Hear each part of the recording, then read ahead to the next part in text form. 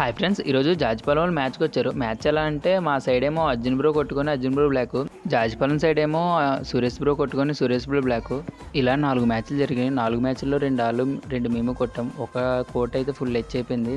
అది కాకుండా Gita bro defence అయితే మామూలుగా లేదు, చాలా బాగా తీసాడు ఈరోజు మాత్రం.